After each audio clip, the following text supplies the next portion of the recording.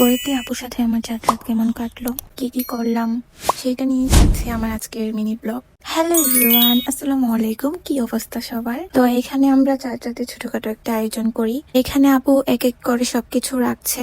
এইখানে ছিল চিপসের ডালা, চুরির ডালা, ক্যান্ডেলের ডালা। এটা হচ্ছে আমাদের যাত্রাতের ফাইনাল ডেকোরেশন লুক। তো তারপর আমরা শুরু করি ভিডিও, পিকচার্স। এইখানে আমি ছিলাম, আপু ছিল, আর দুজন পাকিস্তানের ছিল।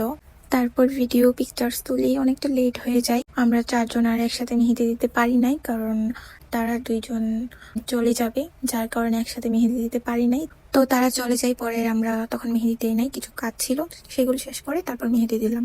তো এখানে আমরা কিছু কাজ আগে থেকে করে রাখতেছি, কারণ এদের দিন সকালে তো আর একটু কিছু করা যাবে না। এখানে আপু সেমাইটা রান্না করে রাখলো, তারপর টুনা ফিশের কাবাবটাও রেডি করে রাখলো, সকালে শুধু ফ্রাই করবে।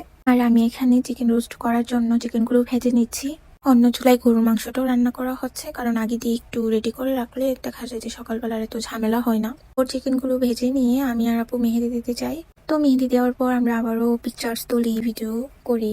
সেগুলো শেষ করে এসে দেখি যে আমাদের গরুর মাংসটা হয়ে গেছে। এখানে এত কিছু করলাম, এগুলোকে গোছাতে হবে। তো আমরা সবকিছু শেষ করে তারপর আমরাও ঘুমাতে চলে গেলাম। তো আজকের ব্লগটা এই পর্যন্তই। আমার মিনি ব্লগটা কেমন লেগেছে আপনাদের কাছে অবশ্যই জানাবেন। আজকে এ পর্যন্তই। সবাই ভালো থাকবেন। আল্লাহ হাফেজ।